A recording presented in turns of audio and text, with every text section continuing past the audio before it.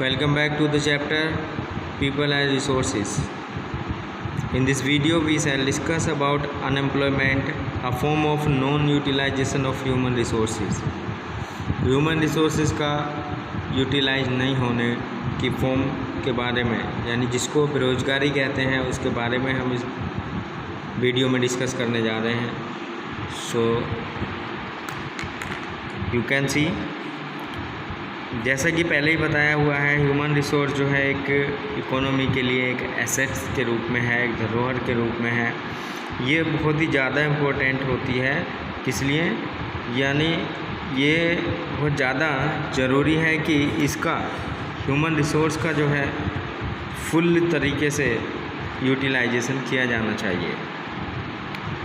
Enough jobs should be available to people so that they are gainfully employed. यानी पर्याप्त मात्रा में job available होनी चाहिए जिससे कि वो गेनफुली एम्प्लॉयड हो. Non availability of work would force to the people to remain unemployed.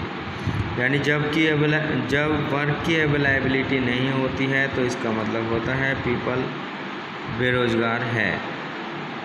परिणाम ये होता है there would be a wastage of manpower resources. और इसका परिणाम यानी इसी की वजह से ही जो है ये माना जाता है कि मैन पावर का जो है या ह्यूमन रिसोर्स का जो है वेस्टेज हो रहा है.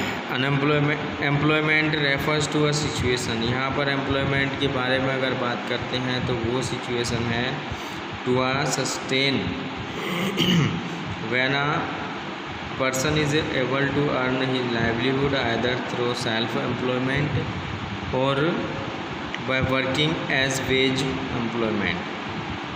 तो एम्प्लॉयमेंट का मतलब ये होता है कि ये वो सिचुएशन है कि एक पर्सन जो है अपनी जीविका को, चाहे वो अपने सेल्फ एम्प्लॉयमेंट से कमा रहा हो या फिर वो वेज एम्प्लॉयमेंट से कमा रहा हो, तो इट मीन्स वो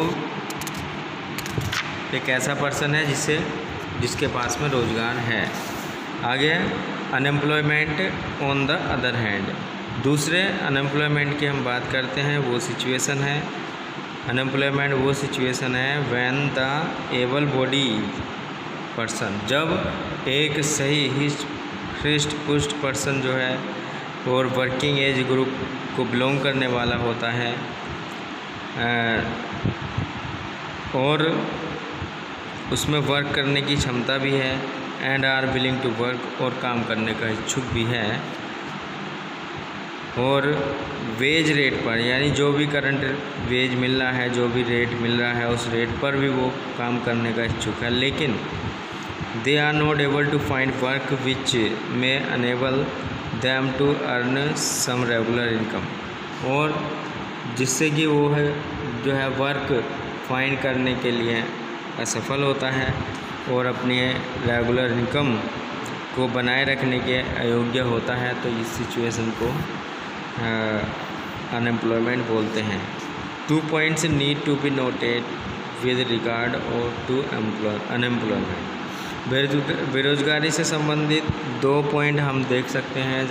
जैसे पहले, unemployment relates to the workforce belonging to the working age group ranging from 15 years to 59 years. तो यहाँ पर अनएम्प्लॉयमेंट जो है क्या है, रिलेटेड टू द वर्कफोर्स. वो उस वर्कफोर्स से बिलोंग करता है जो वर्किंग एज ग्रुप में आने वाली है, जो 15 ईयर्स से लेकर 59 ईयर्स तक की एज के हैं. Person not belonging to this age group, जो पर्सन इस एज से नहीं बिलोंग करते हैं, जैसे बच्चे हैं और बूढ़े हैं, are not counted in the workforce and therefore are not counted as unemployed. तो बच्चों को जो 15 ईयर से कम की एज के हैं और बूढ़े जो 60 ईयर या से ज़्यादा एज के हैं, उनको वर्क फोर्स में काउंट नहीं किया जाता है या अनएम्प्लॉय नहीं कहा जा सकता है. इन दिस कैटेगरी कि उनको क्यों नहीं कहा जा सकता है, क्योंकि वो डिपेंडेंट एज में है, वो दूसरों पर डिपेंड करते हैं. सेकंड पर्सन दूसरा पॉइंट ये है person who are not willing to work on their own. इस सिचुएशन में होता है पर्सन जो अपने आप में वर्क करने की स्थिति में नहीं है या इच्छा नहीं रखता है, are not regarded as unemployed, उनको अनएम्प्लॉयड नहीं कहा जा सकता है। दे आर वॉलेंटरीली अनएम्प्लॉयड, वो अपने आप ही मजबूरी में बेवजह ही जो है वो अनएम्प्लॉय हैं। इन दिस कैटेगरी वी में include the ideal rich and the women who are not willing to work outside their homes for payment. इस कैटेगरी में हम उनको भी जो आइडियल रिच होते हैं और जो वुमेन जो घर के बाहर जाकर वर्क करने की इच्छुक नहीं होती हैं, उनको जो है लिया जाता है। अनएम्प्लॉयमेंट के बारे में और दोबारा और देखते हैं हम। देयरफॉर इज अ सिचुएशन, एक वो स्थिति है when a person are without work involuntarily and not voluntarily, यानी पर्सन ना तो मन से काम करने का इच्छुक होता है और ना ही उसे वर्क मिल पाता है। तो ऐसी स्थिति जो होती है पर्सन के लिए अनएम्प्लॉयमेंट वाली होती है। इन इंडिया में unemployment exist both in the rural and the urban area. India में अनएम्प्लॉयमेंट दोनों ही एरिया में है, चाहे वो रूरल एरिया है या फिर अर्बन एरिया।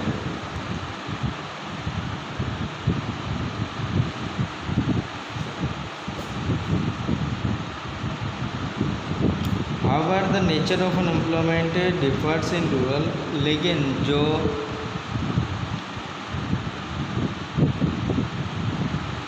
अनएम्प्लॉयमेंट का नेचर है, बेरोज़गारी का नेचर है, वो अलग अलग है रूरल एरिया में और अर्बन एरिया दोनों में। While seasonal and disguised unemployment are the main type of unemployment in the rural area। अगर हम बात करते हैं रूरल एरिया के नेचर के बारे में अनएम्प्लॉयमेंट के, तो यहाँ हम देखते हैं कि सीजनल और डिस्गाइज्ड अनएम्प्लॉयमेंट होती है और educated and technical unemployment are the major form of unemployment in the urban area. और अर्बन एरिया के जो अनएम्प्लॉयमेंट होता है वो होता है एजुकेटेड और टेक्निकल पर्सन। हम आगे बात करते हैं सीजनल अनएम्प्लॉयमेंट की। तो सीजनल अनएम्प्लॉयमेंट के बारे में हम देखते हैं। Seasonal unemployment refers to a situation, ये वो सिचुएशन होती है when some people are not able to get job during some part of the year in view of the seasonal nature of occupation. तो यहाँ एक क्लियरली हम बता दें कि ये वो सिचुएशन होती है जिसमें एक पर्सन या कोई पर्सन जो है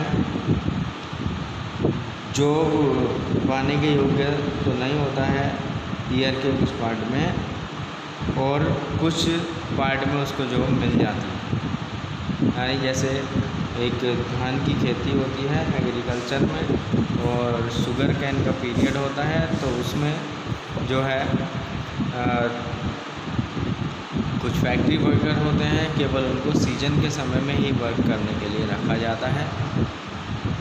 ऐसे ही एग्रीकल्चर में है इंडिया में एम्प्लॉयमेंट जो है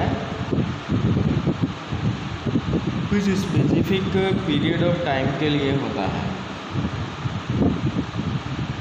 in the peak period of sowing and harvesting, ये जो है मुख्य रूप से जब फसल की उगाई होती है, फसल को काटा जाता है, उस समय ही जो है इस तरह के एम्प्लॉयमेंट या अनएम्प्लॉयमेंट फेस की जा सकती है। The period between the post harvest and before the next sowing is the lean period and a large number of person remain without work during this lean period. जब फसल लगा दी जाती है तो उसके बाद बिल्कुल रिलैक्स में हो जाते हैं फार्मर और स्वयं उनके पास में भी वर्क नहीं रहता है। Seasonal unemployment occurs, seasonal unemployment को होती है in some industries as well, largely agro based industry like sugar mill. मैंने बताया था कि जो सीजनल अनएम्प्लॉयमेंट होती है वो एग्रोवेज इंडस्ट्री में ज़्यादा होती है, जैसे कि शुगर मिल है।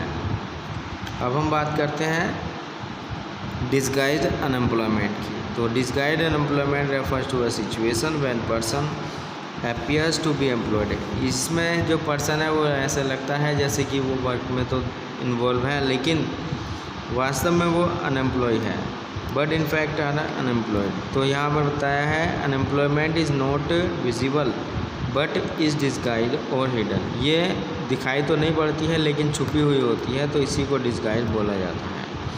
एग्रीकल्चर में employment take the form of work sharing, यानी एग्रीकल्चर में जो है वर्क शेयरिंग की फॉर्म जो है होती है।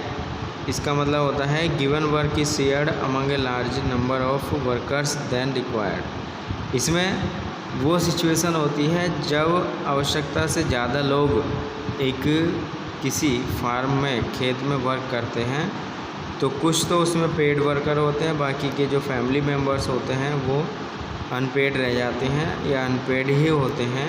तो ऐसे जो होते हैं वो डिसगाइज अनएम्प्लॉयमेंट में आते हैं। Agriculture is a family occupation. Agriculture एक फैमिली ऑक्यूपेशन है। There are a large number of workers in family. Family में अगर ज़्यादा लोग हैं and there is lack of employment opportunities in the urban area, और अर्बन एरिया में employment opportunity की कमी है, तो workers fall back on agriculture. तो वर्कर्स जो है वापस एग्रीकल्चर में आ जाते हैं, because it is their family occupation, क्योंकि ये उनका फैमिली ऑक्यूपेशन है। दे share a given amount of work among themselves though the amount of work is not sufficient to provide work to all of them। आगे बताया है example के लिए अगर हम बात करते हैं, एक given farm requires the service of only 6 worker. अगर एक फार्म में कुछ काम होना है और उसमें 6 वर्कर की ज़रूरत है, लेकिन 8 वर्कर्स जो है उसमें वर्क करते हैं, जो 2 एक्स्ट्रा वर्कर्स हैं उस फार्म में, तो वो जो होंगे डिसगाइज एम्प्लॉयमेंट में आएंगे। दूसरे वर्ड में ये कह सकते हैं जो 6 वर्कर्स का वर्क है वो 8 वर्कर के वर्क में शेयर किया जा रहा है, तो ये डिसगाइज एम्प्लॉयमेंट है। जो कंट्रीब्यूशन है 2 एक्स्ट्रा वर्कर्स का टू आउटपुट इज़ नील, तो उनके लिए जो आउटपुट है वो बिल्कुल नील है, उसको कोई आउटपुट नहीं मिलता है। अगर ये जो 2 एक्स्ट्रा वर्कर्स हैं अगर इनको निकाल भी दिया जाए तो the same work will be done by fewer workers. कुछ ही वर्कर्स यानी 6 वर्कर्स जो बचे हुए हैं उनके द्वारा ये वर्क हो सकता है। आउटपुट विल नॉट फॉल, इससे जो है जो आउटपुट होगा उसका वो नहीं घटेगा। Thus 2 workers are surplus here, they are unemployed in a disguised way as their withdrawal does not reduce output। तो यहाँ पर जो सरप्लस वर्कर हैं, जो ज़्यादा वर्कर हैं, एक्स्ट्रा वर्कर हैं, वो डिसगाइज वर्कर की सिचुएशन में आते हैं। I hope you could be able to understand the words